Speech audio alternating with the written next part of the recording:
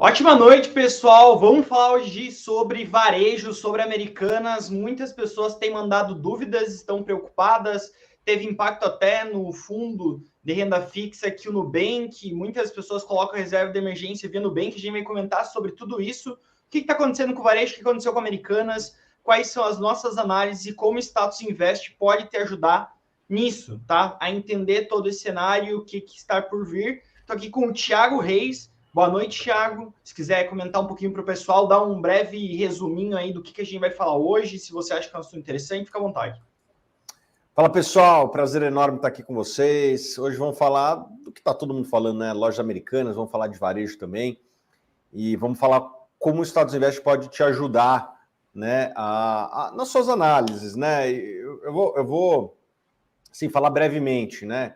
Até saiu um vídeo meu aí e tal, que eu questionava lá atrás a geração de caixa, que acho que essa foi uma das coisas que eu sempre me incomodei com, não só ela, mas com outras empresas que não geravam caixa.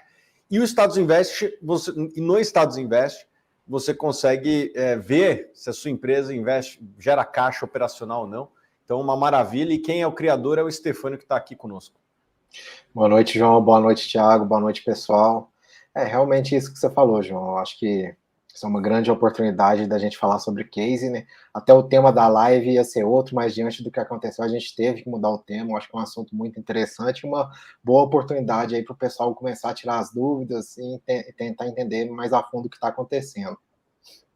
Ótimo. Então, se você tiver qualquer dúvida, coloca no chat. A gente vai tentar trazer todas as respostas sobre o que está acontecendo, o que aconteceu e quais podem ser os desdobramentos futuros dessa novela que está começando, basicamente. Acho que é uma coisa que ninguém esperava, nem os grandes bancos, nem os próprios acionistas, eu imagino, tá? E a gente vai trazer todo esse case de Americanas e também as perspectivas para o varejo dentro do Brasil, né? As varejistas sofreram muito em 2021, 2022, a partir da metade de 2021, quando a gente teve um aumento da taxa de juros para buscar a inflação que estava um pouco desacelerada, o varejo começou a sofrer, o mercado doméstico começou a sofrer, mas o principal ponto aqui é entender o caso da Americanas, o que levou a ela, a essa queda de 85% em 5 dias, tá? E também queria trazer um pouco do Thiago, toda a experiência que o Thiago tem, que ele acompanha o mercado já há bastante tempo, ele já vinha alertando sobre Americanas há muito tempo atrás, né? Tem vídeos de 2017 do Thiago já comentando sobre a questão de geração de caixa das Americanas, entre outros pontos, diferindo um pouco do consenso que naquele momento era bastante positivo para a empresa. Depois a gente entra numa análise do varejo no Brasil, o que a gente pode esperar para o varejo para os próximos meses, trimestres, anos, tá? Depois disso, a gente quer entrar sobre como o Plano Bull pode ajudar você, pode facilitar a sua vida, pode auxiliar na gestão da sua carteira nos seus investimentos. E aí a gente vai responder todas as dúvidas do chat no final, tá? E lembrando que, para quem ficar até o final da live, a gente vai ter uma oferta incrível para vocês começarem o ano 2023 muito bem preparados com o Plano Bull. Então, fica até o fim para você descobrir o que aconteceu. João, antes de você começar, tem uma pergunta que não quer calar, eu vou mandar para o Stefânio aqui, ó. Opa! App do Status vai rolar? Essa pergunta aí o pessoal faz aí toda live, mas vai rolar sim. Estamos aí positivo para lançar o primeiro trimestre desse ano. Deixa eu contar, pessoal, o Stefânio e o Alex, que são os desenvolvedores do Status Invest, são fundadores do Status Invest, eles são muito perfeccionistas, eles não liberam algo que eles não estejam 100% confiantes da qualidade. Então, eles às vezes seguram, postergam, mas quando sair, vai sair porque vai estar bom. É isso aí, né, Stefânio? Isso aí. Então, beleza. Vamos lá. Ótimo. Então, trazer um breve resumo, tá, do que aconteceu para quem só viu a cotação caindo. Basicamente, a gente teve uma mudança na diretoria da empresa no dia 1º de janeiro, né? No dia 1º de janeiro assumiu nova diretoria, e após 9 dias de cargo, o CEO renunciou dizendo que existiam inconsistências contábeis dentro do balanço, tá? E ele apontou, num primeiro momento, inconsistências no valor de 20 bilhões de reais, foi um número bastante grande, que assustou muito o mercado, e à medida que foi se destrinchando o que tinha acontecido, viu que era algo de vários anos atrás, tá? É algo que a empresa carregava e estava relacionado a uma operação chamada risco sacado. E aí, quando a gente pega todas essas inconsistências e junta com a dívida que a companhia tem já, que a Americana já carregava, que já era marcada no balanço, a gente estaria falando de uma dívida total da Americanas de 40 bilhões de reais, dado que a empresa não gera caixa suficiente para arcar com essa dívida, como a gente pode ver no status, se transformou numa situação muito, muito preocupante, né? Possivelmente a gente teve diversas teleconferências ao longo desse caminho, a gente teve teleconferência do CEO explicando o que ele tinha visto lá, quais eram os desdobramentos, etc. A gente teve algumas sinalizações de outras varejistas também para tranquilizar o mercado delas, tá? E aí a gente teve umas sinalizações de que possivelmente seria necessário um certo aumento de capital, capitalização, para conseguir arcar com todo esse rombo de 20 bilhões, que ainda não estariam no balanço, que não estariam sendo vistos por todo mundo, né? E aí, depois disso, a gente teve todas as mobilizações de bancos pedindo reuniões, depois a gente teve os principais acionistas entrando via judicial para ter ou manter a sua liquidez, então, contra os credores. Uma novela, né, Thiago? Acho que, sim, das notícias que eu vi no mercado financeiro, para mim, essa foi a mais surpreendente desde que eu entrei no mercado. Nunca tinha visto algo desse tipo, nem dessa grandeza acontecendo com uma das principais empresas do Brasil. Eu já estou um pouquinho mais de tempo, já vi muita coisa, né? Já vi até preço negativo de petróleo, você deve ter visto também, né? Sim. Então, tem uma frase do Warren Buffett que é assim, se você sobrevive muito tempo, você vê de tudo nesse mercado, né? No mercado acionário. E essa foi mais uma dessas anomalias, dessas coisas que chamam bastante atenção. É um rombo gigantesco, né? Primeiro falaram de 20 bilhões, agora 40 bilhões. A real é que eu acho que nem eles sabem o tamanho, eles estão averiguando, né? E, enfim, é uma tragédia. E daí eu acho que a gente vai falar um pouquinho mais para frente do como o Estados Invest pode te ajudar, não a ver a fraude, mas a proteger de empresas que não geram caixa, né? Porque geralmente a fraude ela anda de mãos dadas com a baixa geração de caixa. Quando a empresa não gera caixa, ela precisa inventar números e para agradar investidores, para daí fazer novas emissões de ações. A Lojas Americanas é uma empresa que fez muitas emissões de ações, e isso tudo seria possível ver no Status Invest, né? Era possível ver que a empresa emitia muitas ações, mas a geração de caixa não aumentava, né? Por que isso? Esse sempre foi o meu questionamento. Eu não imaginava que era esse negócio de risco sacado, mas eu não via uma geração de caixa condizente com a receita e com o lucro que ela apresentava. Só para trazer uma explicação para o pessoal, de forma bem simplista, sobre risco sacado, para vocês entenderem do que a gente está falando e como é que isso se desenrola no balanço. Basicamente, grande parte das varejistas, elas vão lá, compram os produtos dos fornecedores e revendem esses produtos nas suas lojas, tá? E aí, com isso, elas pagam esses fornecedores a prazo, então elas pegam o produto, esperam um certo período e pagam esses fornecedores. Por conta disso, entra lá um passivo chamado fornecedores, tá? Como essas varejistas, elas têm muitos fornecedores e muitas vezes elas querem alongar o prazo desse pagamento, em vez de pagar 90 dias, pagar em 360 dias, por exemplo, ela pode contratar um banco para fazer uma triangulação de todo esse esquema, tá? E aí o banco forneceria para o fornecedor e aí a empresa passaria a dever para o banco, tá? Basicamente esse é o risco sacado. Grande parte das empresas de varejo utilizam. O grande ponto das lojas americanas é a magnitude que isso aconteceu, tá? E na velocidade que se tomou. A companhia ela não dava tanto disclaimer sobre isso, quem olhava notas explicativas não encontrava, diferente do que a gente vê, por exemplo, em Magalu e Via, tá? Que até esse é um diferencial interessante, eles dão muito mais disclaimer, e esse risco sacado, ele acaba por ele pode impactar a companhia de algumas formas, tá? Uma delas e aí depende de como a empresa ela vai distribuir, vai fazer essa contabilidade, mas o juros pago pela empresa, ele pode ser considerado como custo do produto vendido, tá? E aí diminuiria a margem, ou uma despesa financeira, dependendo de como a empresa realizar a sua contabilidade, tá? Em ambas as formas, a gente tem uma diminuição do lucro líquido, e até por isso que a gente tem visto o CEO que anunciou, o CEO, comentando bastante sobre a companhia não conseguir gerar caixa o suficiente nesse ano para pagar toda essa dívida, não só por conta disso, mas é um dos fatores, e aí uma possível chamada de capital mais uma, né? E aí, só para trazer essa questão que o Thiago falou, que uma coisa é muito verdade, tá? É mais fácil você mascarar DRE do que o fluxo de caixa. É difícil você mentir olhando o demonstrativo de fluxo de caixa. E é por isso que é tão importante olhar esse demonstrativo financeiro, e o Status Invest ajuda muito nós nessa tarefa. Se quiser, Thiago, até posso abrir o Status Invest e a gente dar uma olhada. Abre e bota nas lojas americanas. Está aqui já. E daí eu vou querer que bote também numa outra empresa lá que também não gera caixa, JHSF. Vamos olhar primeiro a loja americanas e aí a gente entra na JHSF, pode ser?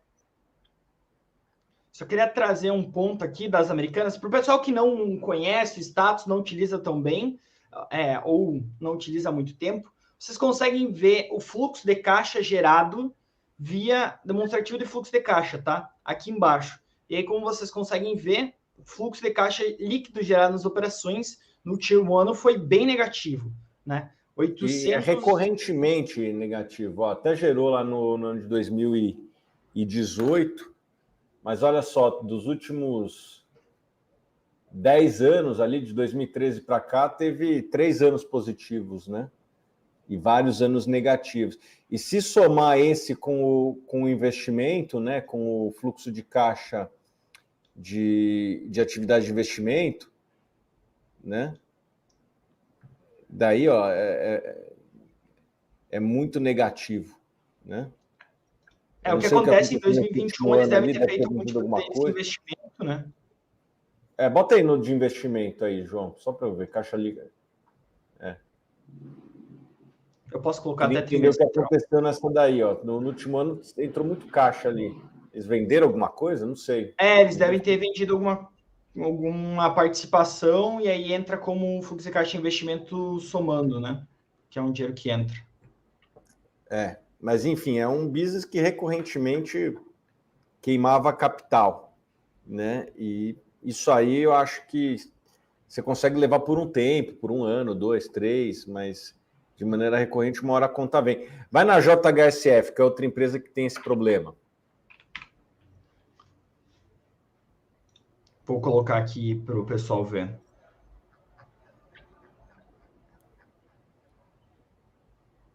Fluxo de caixa livre.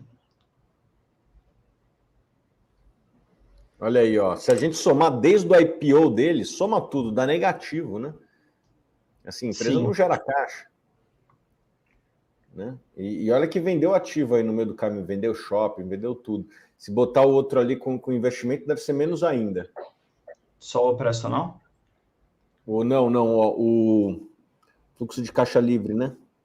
Eu coloquei aqui. Mas essa é uma questão relevante para o pessoal ver, né? Porque quando você olha, por exemplo, só a DRE, parece bonito. Agora bota a empresa mais bonita da Bolsa em termos de geração de caixa. Deve ser a B3. Ou a própria Vale, né? Petrobras também gerou muito caixa nesse último Petrobras ano. Hoje. A Petrobras até é um caso interessante, porque pô, era uma droga e ficou bom. Sim. Aqui a gente tem a bota B3. Bota a atividade de caixa operacional ali, ó. Não sei o que aconteceu ali em 2016, mas acho que foi compensado no ano seguinte. Mas ó, é muito bom o business, né? O business bom é assim, ó, gera caixa todo ano. Eu não sei o que aconteceu ali no ano de 2016, que foi negativo, mas no ano seguinte foi positivo, meio que compensou, né? Precisa entender o que aconteceu ali, mas o fato tem dados aí desde 2008, só teve um ano negativo que foi compensado no ano subsequente. Negócio bom é assim, gera caixa na operação, né? Se a gente for na Vale, a Vale teve as tragédias, né?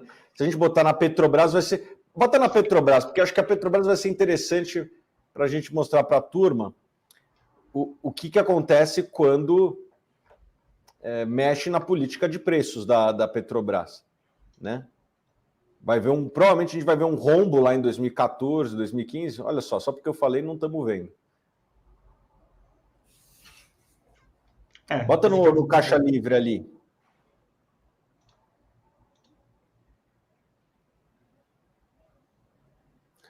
Ó, isso aqui, pessoal, essas quedas que vinham até 2014, era muito investimento em ativos que não produziram muito resultado. E daí, de 2015 para cá, a empresa teve que começar a ser bem administrada e daí começou a gerar caixa, né? Uma empresa que recorrentemente queima caixa, como foi a Petrobras por quase 10 anos, uma hora chega a conta. A empresa teve que se endividar para fazer frente a essa queima de caixa, o que fez da Petrobras ter a maior dívida corporativa do mundo, né? Tinha uma hora que ninguém mais queria emprestar para a Petrobras, só 3 bancos, o Banco do Brasil, a Caixa e o BNDES, né? Ninguém mais queria emprestar para a Petrobras, e se continuasse assim, talvez ela não pagasse os próprios bancos, né? Porque se não gera caixa, como é que ela vai pagar os bancos? Então poderia ter criado um problema no sistema financeiro nacional. Por sorte, várias coisas que estavam erradas na Petrobras foram revistas. Espero que a gente possa manter a Petrobras como ela tem sido bem tocada nos últimos anos. Então, assim, só para dar um resumo para o pessoal sobre a importância de você olhar o fluxo de caixa da empresa, né? Porque o que acontece? Basicamente, se a empresa ela não gera caixa na sua operação, ela precisa fazer com que dinheiro entre dentro do caixa dela de alguma forma. Existem, assim, 2 grandes grupos de formas de fazer esse dinheiro entrar.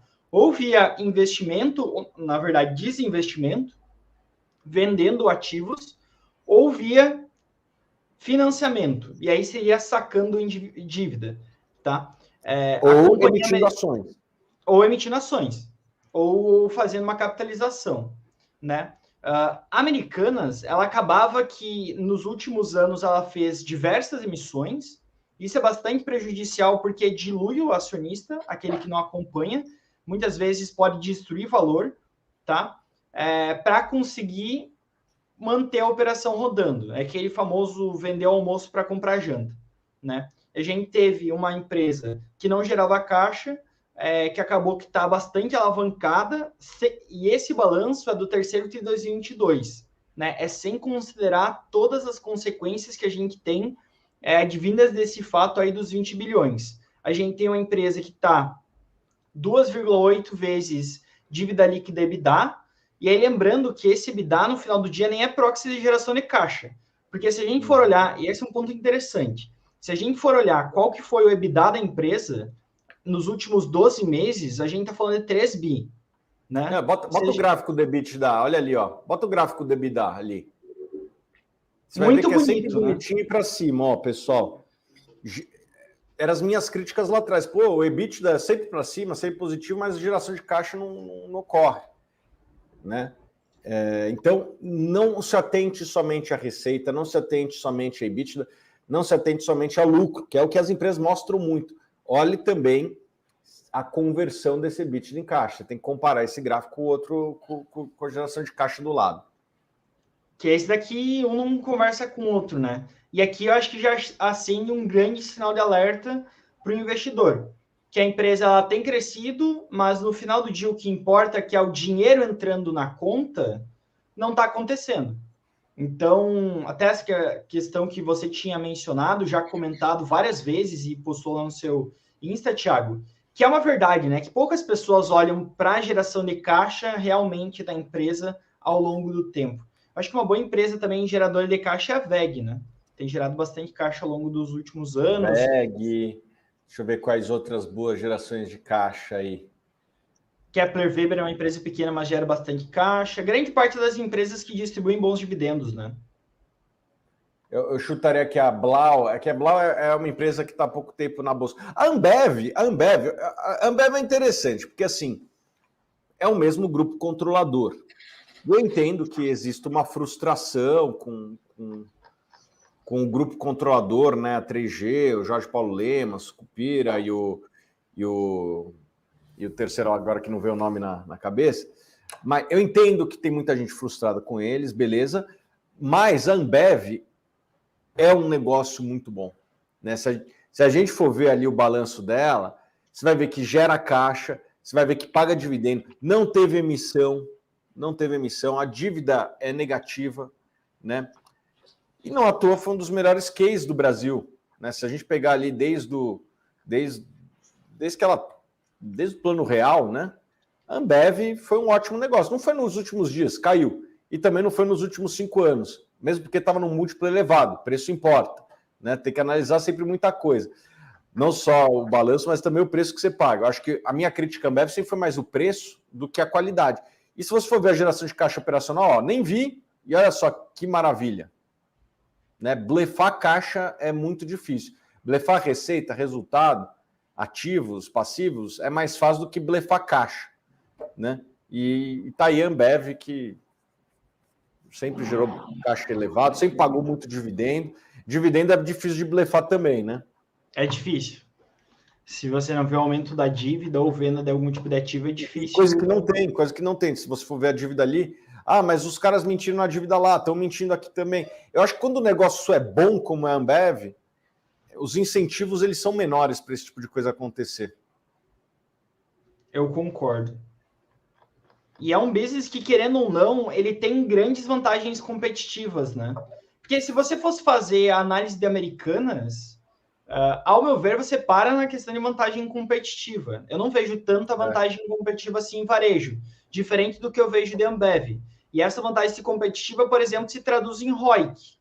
Né? Se a gente for pegar aí a partir de 2012, o menor ROIC da empresa foi 17,7%, 17,8%, que é um ROIC muito alto. E esse ROIC ele é possível por conta de uma vantagem competitiva de custos muito baixos de distribuição, logística, escala, etc., que só a Ambev tem. Quando a gente pega Americanas, e eu nem vi o ROIC dela antes, tá? Mas, dada toda a questão de ser uma empresa num setor muito difícil, sem vantagem competitiva, se traduz num ROIC muito baixo. Muito abaixo do custo de capital da empresa, né? E é distribuição de valor na veia. Então, acho que assim, por isso que é importante a gente fazer uma análise quali, né? Não só quant, e aí o quant também pararia no fluxo de caixa, mas no quali a gente para em uma empresa que não me parece ter vantagem competitiva relevante, e isso se traduz em um ROIC muito baixo, muito próximo de zero, né, Thiago? É isso aí, vamos ver o que o pessoal está pedindo para a gente fazer o mesmo para Magazine Luiza ali. Vamos dar uma olhada em Magalu, então. Via varejo eu já falo ali, queima a caixa. Magazine Luiza provavelmente queima a caixa também, tá, pessoal? Vamos dar uma olhada. Fluxo de caixa líquido das operações. Bom, ó, o ideal, assim, a gente tá fazendo uma análise mais superficial, tá? Mas o ideal mesmo é vocês pegarem, abrirem e entenderem onde que tá indo esse caixa. Porque, por exemplo, vou dar um exemplo para vocês. A Magalu, ela tá com fluxo de caixa negativo em 2021, tá? Só que o que acontece, o que pode acontecer é que a empresa ela adquire muito estoque para começar 2022, e esse aumento de estoque, ele acaba por impactar negativamente o fluxo de caixa das atividades operacionais, né? Ele vem diminuindo. E por conta disso, pode impactar negativamente o fluxo de caixa. Se a gente for pegar só o fluxo de caixa das operações, não está tão ruim assim. Grande parte está vindo dessa variação dos ativos e passivos, né, Thiago? Uhum. Que a gente até consegue ver aqui embaixo, né? Se a gente for pegar os estoques, que foi exatamente o que eu falei, tem crescido muito porque a empresa tem aumentado o número de lojas, tem crescido o volume da sua operação, entre outros pontos. Então, tem que conseguir entrar na minúcia para entender esse número. Uma coisa que uma comparação que eu faria é comparar esse estoque com a receita. Se está crescendo muito em relação à receita, pode ser que ela tenha algum problema aí, né? Que ela esteja superestocada, que ela não consiga vender essa mercadoria. Eu já vi varejista, né? Daí já entrando na parte mais profunda e técnica, que mercadoria variada, né? Ou seja, aquela que tem uma geladeira arriscada, uma geladeira que não funciona e tal, o cara não vendeu, encalhou, mas ainda deixa no ativo, entendeu? Não estou dizendo que é isso que acontece com a Magazine Luiza, mas é algo que eu gostaria de entender se eu fosse um investidor de Magazine Luiza. Por que esse estoque está crescendo tanto em relação à receita? Né? E daí tem 2 livros que eu indico, eu estou olhando aqui para a biblioteca aqui atrás, mas para quem quiser entender um pouco mais de contabilidade, tem esse livro aqui, que é o Quality of Earnings, muito bom. Já leu, João? Tem que ler. Sim, já li. Até foi indicado pela Suno no final do ano passado do top 10 livros para os investidores. Que daí ensina todos os truquezinhos que dá para fazer no balanço para blefar resultado, enfim, para enganar investidor. Vou botar aqui novamente. E tem um outro, né, que o segundo que eu não falei, que é o Financial Shenanigans. Não sei se a gente tem aqui. Eu li no Kindle. É outro livro bom aí para quem quiser entender um pouco mais dos truques que dá para fazer com contabilidade. Essa é uma das minhas paixões. Vamos lá. Então, só para mostrar para o pessoal. Então, quando a gente pega a Magalu, por exemplo, a gente vê os estoques crescendo aproximadamente 50%, tá? De um ano para o outro. 3 bi. E aí, quando a gente pega o fluxo de caixa da empresa, tem vários pontos, tá? A empresa ela aumenta de tamanho e por conta desse aumento de tamanho ela tem que aumentar os estoques e ela aumenta os recebíveis dela, contas a receber, a gente vê isso aqui. 3 bi de aumento em estoque, 1 bi de aumento em contas a receber, daria mais ou menos 4 bilhões, que é justificado esse negativo aqui de 4 bi das receitas operacionais. Se a gente pega só a operação, a gente está falando de gerar aproximadamente 1,2 bilhão de reais. E aí, quando a gente pega a receita, a gente vê que a receita cresceu 20% de um ano para o outro, né? O estoque cresceu muito mais do que a receita. Então, é um ponto de se chamar a atenção. Se a gente pegar... Eu vou pegar a Via, Thiago, agora, para a gente dar uma olhada. Acho que a Magazine Luiza das 13 é a que mais está bem posicionada, ao meu ver. Tanto por conta do endividamento mais baixo, quanto também por conta da geração de caixa. Mas a Via também sofre com a questão de gerar caixa. É um setor difícil. Varejo não é das minhas preferências, mas a Via, quando vocês veem, também é uma montanha russa, né? Anos gera muito pouco e vai alternando com o passar do tempo. Então, assim, não me agrada esse tipo de gráfico quando a gente está olhando geração de caixa. Não é o que eu busco numa empresa.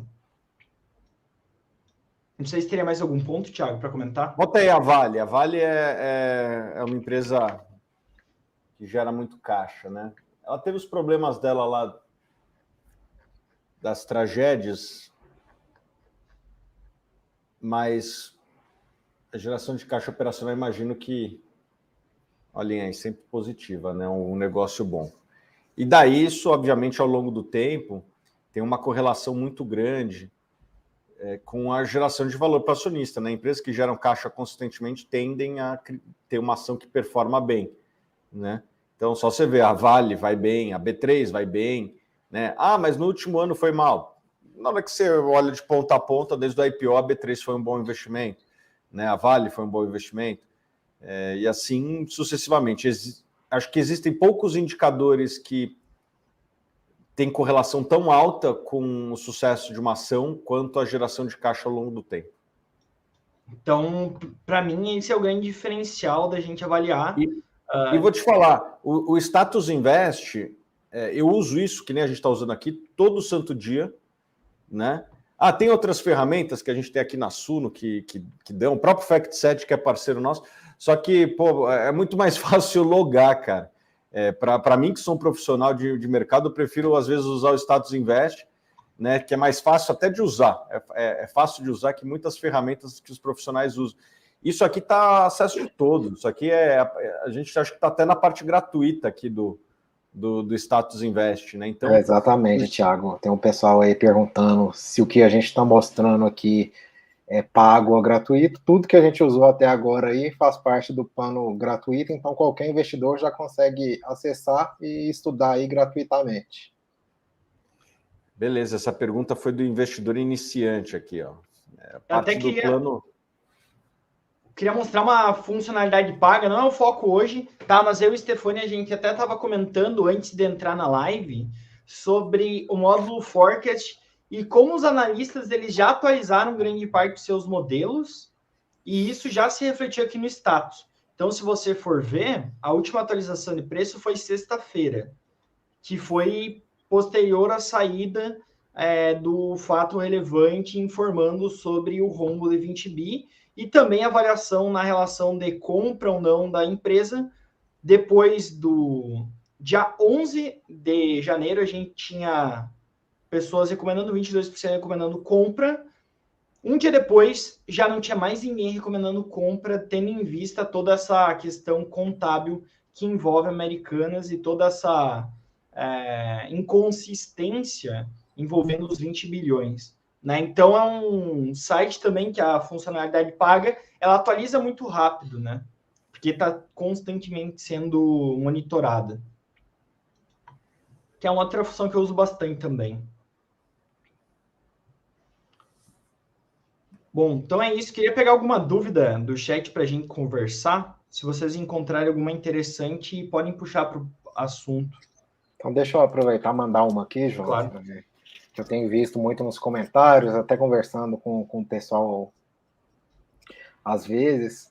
Eu vejo que o pessoal está muito preocupado com essa informação, né? Todo mundo questionando, mas como que não viram esses 20 bi aí? Como que isso passou batido? Não tinha como um analista ver isso. Então, esse é o primeiro ponto. Como que isso passou batido? Se era possível ter visto isso? Aproveitando o gancho da resposta, Thiago, eu acho que até recomendo o pessoal ver um vídeo seu lá de 2017, que eu estava vendo, que até o vídeo é bem interessante. Uma moça fazendo uma questão para você, ela até começa a questão falando que o mercado inteiro estava positivo com lojas americanas e você era um dos poucos que estava com uma visão mais pessimista assim, do case. E ela te perguntou do porquê disso, o que estava te fazendo ter essa visão e tal. Então é um vídeo bem bacana, se você quiser pode comentar para a gente, que é até bem interessante, que aí sua opinião realmente se provou aí correta. Cara, eu acho que a resposta é não. Essa especificamente foi fraude, eles tiraram de uma conta e botaram na outra. Infelizmente, tinha que confiar. Você quer fazer negócio na vida, você tem que confiar em alguém. Então não confio em nenhuma empresa da Bolsa, vou emprestar dinheiro, vou botar na poupança. Ainda assim, você está confiando no banco. Né? Você está querendo fazer negócio, qualquer negócio, você vai estar confiando em alguém. Né? Essa conta específica era muito difícil de pegar, eu acho até quase que impossível. Tá? Agora, o que me preocupava, né, era a fraca geração de caixa do negócio. Né? Eu via várias linhas que não se conversavam, né? Eu cito nesse vídeo lá, o crescimento desenfreado da base de ativos muito na frente da receita. Aquilo lá me cheirava meio mal. Será que eles estão pegando despesas e botando no ativo? Né? Exemplo, né? Só para dar um exemplo. Uma máquina, uma geladeira que fica no estoque lá na frente que está todo mundo vendo na loja e tal. Isso é um ativo ou é uma despesa? Né? Tipo, você deprecia isso, considera como se fosse uma despesa de vendas ou é um ativo imobilizado de longo prazo da empresa, uma vez que uma geladeira pode ficar 1 ano, 2 anos, 3 anos lá. Né? A gente não tem visibilidade. O que você via é que muitas coisas não encaixavam, né? As peças não ficavam bonitas no tabuleiro, né? E eu achava aquilo sempre muito estranho. Né? Quem procurar minhas falas no Twitter, eu já falava lá em 2016 que as coisas não encaixavam. Outra coisa, a sucessiva emissão de ações. Negócio bom não pede dinheiro, negócio bom cospe dinheiro, né? Devolve dinheiro.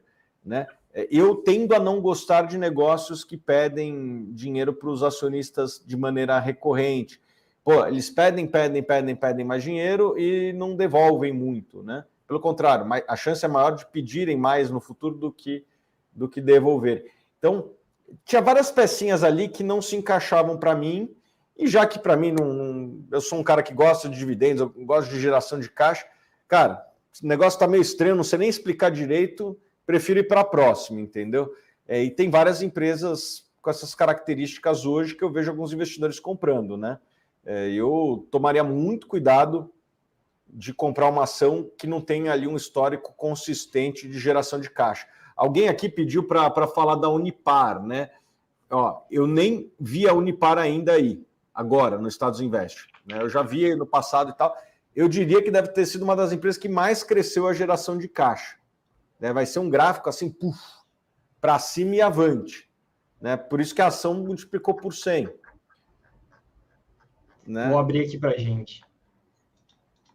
Pediram agora, estamos fazendo ao vivo. Olha aí, ó. Né? Esse foi um negócio que, inclusive, me surpreendeu. Eu, quando indiquei, não imaginava que aconteceu o que aconteceu com a ação multiplicou 100 vezes, mas o Estados Invest, ele é um canivete que te ajuda a investigar. O trabalho do analista é um trabalho quase que investigativo, né? E se você encontra algumas coisas que cheiram mal, né? Pô, quais coisas que cheiraram mal sempre para mim? Sucessivos aumentos de capital, geração de caixa não consistente, geração de caixa que não casa com o EBITDA, crescimento do ativo muito acima da receita. Cara, botava tudo isso no liquidificador, para mim não cheirava bem o negócio. Né? Eu gosto de empresas que devolvam caixa, né? Como essas que eu mostrei agora há pouco. E a Lojas Americanas nunca me apeteceu muito por conta disso. Mas eu confesso que assim, era muito difícil pegar essa fraude específica. Mas essa fraude específica, de certa forma, gerava uma consequência em tudo isso que eu falei. Fraca geração de caixa, aumento sucessivo de ações, né? Pedir capital constantemente ao acionista. Na empresa que tem essas características, cara, eu tô fora. Eu acho que inicialmente o investidor ele tem que fazer um filtro mais quali e realmente entender se a empresa tem vantagem competitiva e se ela gera valor no longo prazo. Quando a gente faz esse tipo de filtro, você já tira metade das empresas da bolsa, né? Grande parte das empresas já não passam por esse filtro inicial. E aí depois você vai entender o que está barato, o que está caro, e comprar dependendo do preço que você vai estar pagando. Mas, ao meu ver, eu estou bem alinhado também com isso. Primeiro, foco em entender geração de caixa e qualidade, vantagem competitiva. Então, estavam pedindo, João, para a gente falar de Taesa, né? Para passar esse mesmo indicador. Eu, sem ver agora, né? Eu chutaria que a Taesa deve ser uma das empresas que tem geração de caixa operacional mais estável da Bolsa. Uma das mais, né?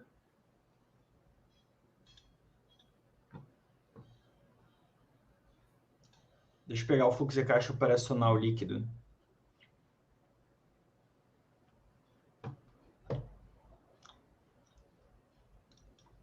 E este é não é um dos mais estáveis, mas pelo menos ele é sempre positivo, né? Coisa que a gente não viu nas outras empresas. É isso, são empresas que geram caixa todos os anos. Provavelmente tem um buraco aí, o Stefano pode explicar melhor, mas tem um buraco ali em 2012, 2013, porque não deve ter dado aí. O Stefano pode falar um pouquinho mais da base de dados, mas, pô, pelo menos dos que tem base de dados foi sempre para cima e está crescendo até. O que aconteceu aqui foi a questão também do reajuste de IGPM, né? Que a empresa lá em 2020 foi um ano bastante forte de inflação, 2021 também. A empresa ela tem contratos reajustados por IGPM, que foi um dos indicadores de inflação que mais subiram, e por conta disso o fluxo de caixa gerado nas operações subiu bastante. Mas se a gente for pegar 2014 a 2019, é bem estável, né? Não tem tanta variação assim. Então é isso. As elétricas, em geral, elas geram muito caixa, né? Por terem contratos de longo prazo, etc. Outra empresa que deve gerar muito caixa do setor é a Engie, talvez. Ela tem feito bastante investimentos, mas se a gente pegar o fluxo de caixa operacional, a gente deve ver uma geração de caixa bastante interessante também. Ô, João, explica para o pessoal a diferença de geração de caixa operacional e geração de caixa de investimentos, né? O fluxo de caixa de investimentos. Tá. A geração de caixa operacional, ela é vinda basicamente, como o próprio nome já diz, da operação, tá? Então, você parte do lucro líquido e soma todas as despesas não caixa que impactam a DRE, principalmente depreciação e amortização. Então, você vai pegar o lucro líquido, somar a depreciação e amortização, como vocês podem ver aqui, e diminuir toda a variação dos ativos e somar todas as variações positivas dos passivos, e você chega no caixa líquido das atividades operacionais. A diferença entre caixa líquido das atividades operacionais e o fluxo de caixa livre é o fluxo de caixa ou caixa advindo para investimentos. Tá? Então, vou dar um exemplo para vocês. A Engie. A Engie ela gerou aproximadamente 2 bi em 2021 no fluxo de caixa operacional dela. Tá?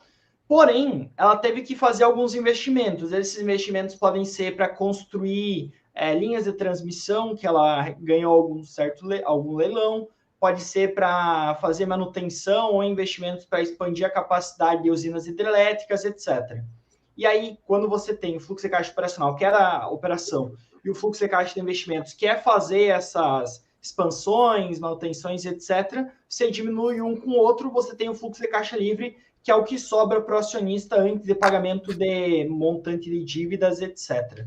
Então, é mais ou menos isso, tá? Em geral, o fluxo de caixa para investimentos é negativo, porque as empresas investem para crescer, e, idealmente, o fluxo de caixa das operações é positivo. Tá? Boas empresas, elas conseguem pagar os seus investimentos com o dinheiro gerado na operação. Né? Porque, caso elas não consigam fazer isso, elas vão ter que recorrer ou a bancos pedindo dívidas, ou ao seu acionista pedindo dinheiro, que foi o caso das Americanas nos últimos anos. Explicado, Thiago? Excelente explicação, parabéns. Tem mais uma dúvida para a gente puxar aqui? Eu queria só que você mostrasse ali o fluxo de caixa. Acho que a Engie é um bom exemplo, cara. Mostra o fluxo de caixa da operação e depois mostra o fluxo de caixa de investimentos. Ó, esse daqui é o fluxo de caixa gerado nas operações, não o líquido, porque tem que... Você vê, todos os anos positivos, daí o Stefano pode até falar, pô, Thiago, tá zerado ali naqueles anos ali. Provavelmente é alguma base de dados que tá ruim aí, né, Stefano? Exatamente, deve ter alguma falha aí, porque a gente tem muitas empresas que às vezes mudam o CNPJ, mudam o nome, assim, muda o ticker na bolsa, então, quando é coisa muito antiga, às vezes a gente tem uma dificuldade de recuperar, né, mas de uns 5 anos para frente, a base está bem montada, assim. Essa daí era Tractebel lá atrás, agora é Engie. Mas, nos últimos 5 anos, 100% positivo. Agora, na hora que a gente for para o investimento, vocês vão ver que é uma empresa que investe bastante, né? Até por isso que cresce. 2018, 2019 teve um montante bastante robusto de investimento. Sim. E aí, se a gente pega o fluxo de caixa livre, ele fica negativo, né? Por conta disso, mas é um fluxo de caixa negativo por conta de ter ganho em concessões, expandido a sua rede de usinas hidrelétricas, entre outros pontos. Tá? Provavelmente, se a gente for na receita, a gente vai ver um crescimento interessante ao longo do tempo. Né? Os investimentos, eles têm gerado crescimento de receita, olha aí. Né? Então, a saída de caixa de investimento não necessariamente é ruim. A empresa, sei lá, dobrou aí de, sei lá, que ano que é aqui, deixa eu ver se consigo dar uma olhada, mas a empresa, sei lá, de 2017 para cá, praticamente dobrou a sua receita, né? Então, sim, a empresa tem investido e tem crescido, né? Provavelmente a geração de caixa tem crescido ao longo do tempo aí. Se ela parar de investir, parar de crescer, vai pagar dividendos enormes. A gente estava discutindo hoje na nossa reunião de analistas, né, uma reunião que a gente tem todo dia, o João Darão que estava apresentando hoje, um caso da qual que era? Da Unifique, que é mais ou menos isso. A gente, se ela parar de investir, provavelmente vai vir um caminhão de dinheiro que ela vai poder pagar para os seus acionistas, né? A geração de caixa operacional dela deve ser muito boa. E crescente, né? Quando a gente pega aqui a geração de caixa das operações, ela não tem muita variação, então é um fluxo de caixa que cresce, porém, como a gente já mencionou, é uma empresa que investe muito. Então, ela tem investido muito, e aí quando o fluxo de caixa líquido dos investimentos ele está diminuindo, significa que a empresa está aportando mais dinheiro para crescer, e aí o fluxo de caixa livre ele fica até negativo, né? Porque eles estão investindo muito mais do que geram, até por isso que eles tiveram que fazer um IPO. E aí o IPO aparece em caixa líquido das atividades de financiamento, Em 2021, eles fizeram IPO de 800 milhões de reais. Aqui vocês conseguem ver, né? 834, os 34 foram possivelmente dívida. Só que isso está se refletindo em receita, né? Se você, eu vou pegar aqui a trimestral, é uma escadinha. E grande parte está contratada, não aparece ainda porque deve entrar nos próximos trimestres, no próximo trimestre e ao longo desse ano. Então, tem que entender em 2019, a empresa faturava ali em 2019, 163 milhões, e agora está faturando, estou vendo um pouquinho mais para baixo, ali nos últimos 12 meses, ela quadruplicou de tamanho de 2019 para cá, né? Então, é uma empresa que cresce muito. Quantas empresas no Brasil tiveram esse crescimento? Só o Status Invest e a Unifique. Essas duas. Então é isso. Queria ver se tem mais uma questão que vocês querem que eu olhe. O Enzo, ele levantou uma questão. Sim.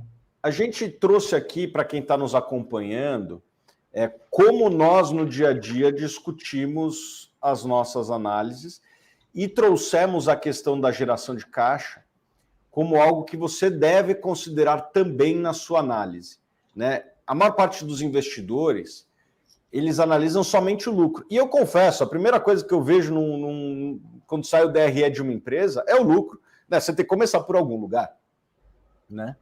Eu olho o lucro, mas nunca esqueça de olhar também a geração de caixa. Eu acho que o lucro seria muito bom se viesse com uma geração de caixa, pelo menos na geração de caixa operacional. Se a empresa lucra e não está gerando caixa, eu acho que daí o analista tem que, você como investidor, tem que botar uma lupa e entender. Não necessariamente é algo ruim, mas você tem que saber o risco que você está correndo, entender por que esse lucro não está se transformando em caixa. Talvez seja até um bom motivo. A empresa está estocando. A empresa, a Boa Safra, né? A Boa Safra é uma empresa assim, ela vende e fatura lá na frente, né? Ela vende hoje para pegar para receber do cliente dela depois da safra. Beleza, né? Funcionou nos anos anteriores? Funcionou? Beleza. Né? Mas é importante que você, como investidor, entenda o ciclo de caixa da empresa que você está investindo. Coisa que eu acho que quem investiu ou investia em lojas americanas, infelizmente, não se atentou. E se tivesse se atentado, provavelmente teria tomado uma outra decisão. Tem até um indicador que poucas pessoas falam aqui no Brasil, que é a questão de qual que é o percentual do EBITDA que se converte em caixa. Né? Basicamente, é quanto que a empresa gera de caixa dividido pelo EBITDA. E aí, quanto mais próximo de 100%, melhor. Significa que grande parte do EBITDA gerado é convertido em caixa. Grande parte dos analistas lá fora comentam que esse é um indicador de qualidade da empresa. Tá? L'Oréal Paris é uma empresa que tem um indicador bastante elevado. Eu acho que é uma das primeiras que me vem à cabeça. Se a gente for pegar esse indicador e olhar, por exemplo, para a Unifique, vai ser um valor bastante alto. Se a gente for olhar esse indicador para Americanas, ele é negativo. E o que significa? Significa que não tem nem correlação quase o EBITDA com a geração de caixa. E isso acenderia um sinal de alerta. Então, sempre em busca de entender e avaliar essa qualidade do business, a qualidade desse lucro que a empresa está informando na DRE. Tá? E até queria puxar um gancho para trazer a oferta do Status Invest que a gente quer compartilhar com vocês, tá? Que a gente está com uma oferta exclusiva com 25% de desconto no plano Bull. Sai menos de R$1 por dia. Vocês podem aproveitar e utilizar o Status Invest para facilitar a vida de vocês, para auxiliar vocês na análise, para tornar um investimento muito, muito mais seguro, tá? Então, corre, aproveita. Se você ainda não é assinante do Status Invest, não utiliza a plataforma completa, vai lá, escaneia o QR Code e utilize, tá? Como o Thiago falou, eu utilizo também no meu dia a dia, facilita muito. Tá? Até agradeço, Stefania, aí, que salvou grandes horas das minhas semanas com o Status Invest. Recomendo a todos, se você ainda não é assinante, vai lá, aproveita esse desconto que a gente está trazendo para vocês nessa nossa oferta de início de ano para vocês começarem em 2023 com o pé direito, tá? É isso. Não sei se vocês querem comentar alguma coisa, Stefania. Não, essa aí é uma baita oferta aí para o pessoal começar o ano com o pé direito aí, gerenciando principalmente a carteira lá no Plano Bull, né, gerenciando bem. Eu acho que o mais importante é a gente conseguir gerenciar nossos investimentos. E eu acho que é isso, é sucesso aí. Eu acho que quem assinar não vai se arrepender. Ótimo. Tem uma pergunta aqui para falar um pouquinho do Plano Bull. Se você quiser comentar, Estefânio, o que é o Plano Bull, quais são as principais funcionalidades? Acho que agrega bastante para o pessoal que muitas vezes ainda não conhece o status, não utiliza a plataforma. Perfeito. Vamos mostrar uma funcionalidade lá interessante, aproveitando que a gente está falando de varejo, vamos mostrar aquela de comparar o setor. Claro. A gente pode comparar o setor de varejo só para aí a gente compara dois setores, né? Varejo, e depois a gente compara, sei lá, o setor elétrico, só para o pessoal ver a diferença, mais ou menos, de como que é um setor mais previsível de um setor, digamos, ruim, né? Vou pegar a Magalu e Via para a gente fazer essa comparação. Vocês estão vendo minha tela? Imagino que sim, né? Sim. Então, a gente tem aqui ó, o comparador de ações. Então, quem tiver o Plano Bull consegue fazer essa análise, fica muito mais fácil e rápido. E alguns indicadores interessantes desse olhar é, por exemplo, o ROIC médio desse setor, né, que é muito baixo, muito baixo. Tá? 4% não repõe nem a inflação, né? Perde valor frente à inflação. Quando a gente olha a ROI também, né? O melhor ROI do segmento é 0, basicamente, que é da Americanas.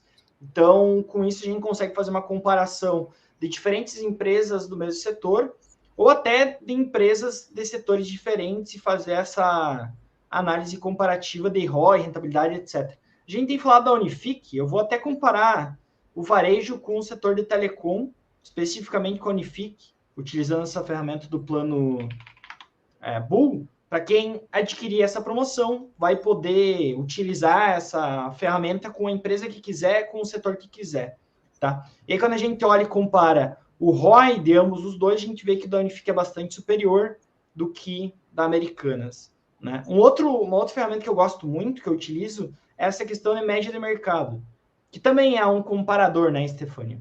Exatamente.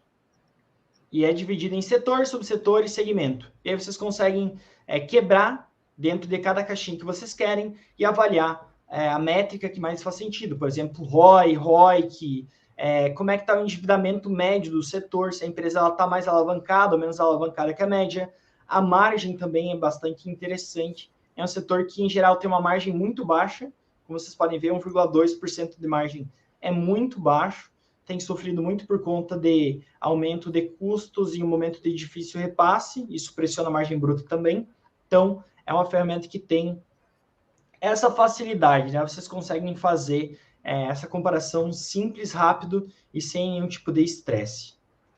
Então, a gente está oferecendo o Plano Bull. Além disso, a gente também tem a questão da carteira, gerenciamento de carteira, o Stefano já comentou. Para quem quer dar uma olhada sobre como é que está a correlação dos ativos da carteira, como é que os ativos estão desempenhando, quais são os dividendos futuros que você vai receber, tudo isso a gente tem no Plano Bull. Mais uma vez, corre, utiliza esse cupom, esse desconto relevante de 25%, não perde tempo, ganhe tempo utilizando o Status Invest, tá? É isso que eu queria trazer para nós hoje, essa oferta.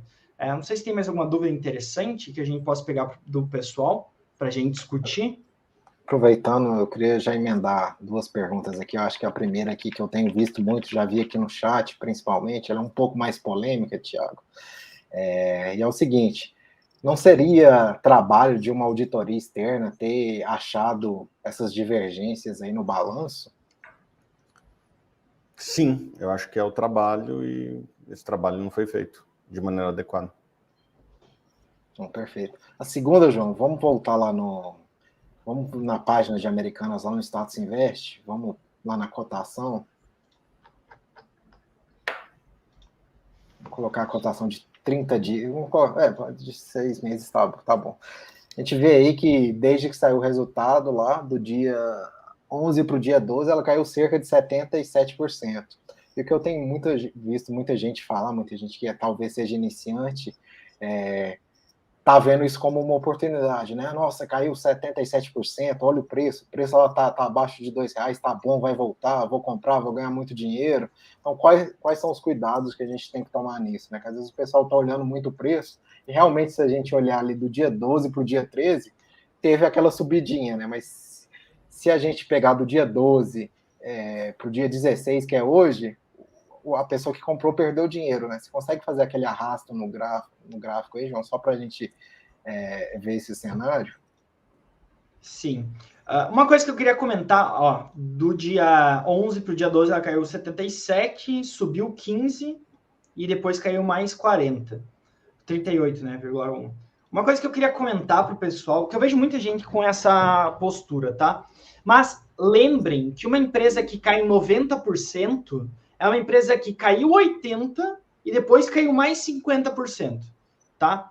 Então, se uma empresa caiu 90% e você comprou ela depois de uma queda de 90%, e aí ela cai de 90% para 95% de queda, você vai ter uma perda de 50%. Tá? Ô, João, só um ponto interessante aqui nisso que você falou, para complementar, eu acho que às vezes o pessoal tem a visão muito errada, que tipo, do dia 11 para o dia 12, Americanas caiu 77%. Aí a pessoa pensa, pô, caiu 77%, eu vou comprar porque só pode cair mais 23%, né? Então, às vezes a pessoa faz essa matemática errada e cai o que não é verdade, né? A ação pode cair infinitamente, como a gente já viu em alguns casos aí, que a ação vai agrupando, vai caindo, agrupa de novo, continua caindo. Então, a pessoa vai perdendo dinheiro infinitamente. Eu vi um caso falando desse jeito, eu me lembro muito da IRB, né? Porque IRB foi um case que caiu muito, o pessoal falou, não, tá muito barato, caiu muito, tava 30, agora tá 5, e daqui a pouco foi para 2, anunciaram follow-on, foi para 1, e agora tá em centavos. Então, eu nem sei quanto que tá a última cotação da IRB, tá em centavos, R$1, né? 1,9. Mas o que eu queria dizer para o pessoal é cuidar com esse viés de ancoragem, que é olhar o preço que estava R$12 há uma semana atrás e falar, bom, agora está 2, está muito barato. Não é assim que funciona, né? Lembra que a empresa ela pode quebrar e valer zero. E aí todo o dinheiro que você investiu virou pó, não vale mais nada. Então, não foquem nisso de qual era o preço de uma semana atrás, quanto que está hoje a oportunidade. Busquem boas empresas a bons preços, tá? Não tem muita magia, né? Se vocês conseguirem comprar boas empresas pagando um preço abaixo do valor justo delas e carregar ao longo do tempo, vocês vão se dar muito bem na bolsa. Não tem para que ficar procurando problema, procurando empresa com dificuldades, que não gera caixa, que vai te trazer dor de cabeça. Né? É mais ou menos essa minha visão. Acho que a bolsa é muito mais para ajudar do que para prejudicar as pessoas. Tem algumas questões aqui sobre o plano Bull também. Primeiro, do investidor iniciante, que ele perguntou qual o valor do plano Bull. O valor do plano Bull ele está por R$16,42, tá? Com 25% de desconto. Só escanear o QR Code, sai menos de R$1 por dia, vale muito, muito, muito a pena. Eu tenho certeza que você não vai se arrepender. E o investidor iniciante também perguntou e como funciona. Essa eu vou deixar para você, Stefani. Perfeito. Como a gente já passou algumas funções aí, né? O plano Bull ele tem algumas funções exclusivas aí para facilitar até mesmo essa visão macro do mercado, algumas comparações. E ele também é um plano muito voltado para a carteira, né? Para gerência patrimonial dos ativos aí, né? Então é um ponto que o pessoal gosta muito de cadastrar a carteira e a gente gerar estatísticas, né? Então a gente gera estatísticas de patrimônio, dividendo. No plano Bull ele consegue cadastrar metas, né? Para saber se ele está batendo aquelas metas, né? Ele pode cadastrar metas de dividendo, de patrimônio, de quantidade de ações que ele quer ter.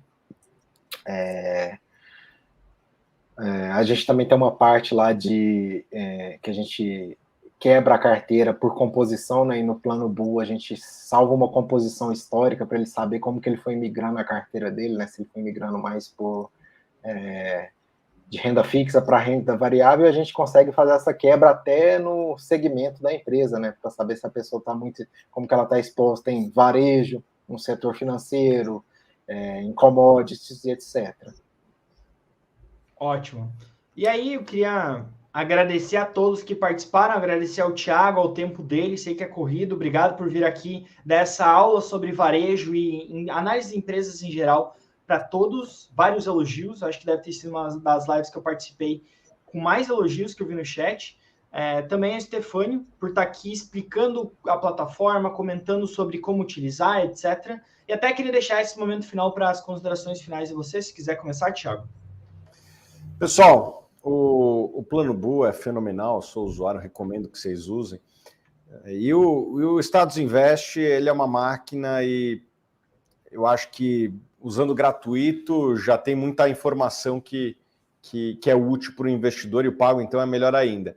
Né? E a gente viu hoje uma forma que acho que pouquíssimos investidores usam, mas que é muito importante, que é analisar a geração de caixa. A maior parte dos investidores só olham o lucro, né? Olha lá a relação preço-lucro. Não estou tirando a importância. Eu acho que quando você está fazendo uma análise, você tem que analisar diversos indicadores. Não só os indicadores, como é que está o ambiente competitivo. A gente falou da B3, pô, ela tem um risco. Vai entrar um novo competidor? Sim ou não? A gente falou da Vale. Os riscos das barragens estão superados ou existem hoje? Né? É importante que você entenda o qualitativo, mas é muito importante que você entenda também o quantitativo. E eu acredito que quem entende de demonstrativo de resultado, balanço patrimonial e geração de caixa, né, é um investidor muito mais completo. Né? E com o Status Invest você tem tudo isso acessível muito rapidamente. Ótimo. Queria passar a palavra para o Stefânio também, para fazer as considerações finais. Perfeito. Primeiramente, agradecer o pessoal que está nos acompanhando aí. Um prazer estar aqui novamente. Eu acho que o Thiago resumiu tudo aí. Eu acho que o Status Invest ele está aqui para ajudar. Acho que o pessoal passou um pouco da visão de como ver, de como tentar detectar algumas coisas antes do que aconteça. Né? Eu acho que o Status Invest, a gente aí tem bastante informação para ajudar nessa tomada de decisão. Ótimo. Então é isso, pessoal. Gostaria de agradecer a participação de todos. Utilizem esse desconto, tá? É por tempo limitado, sai por menos de R$1 por dia e vocês vão conseguir ter ganhos de eficiência muito, muito grandes. Eu tenho certeza disso, tá? Um forte abraço a todos, uma ótima noite e bons investimentos.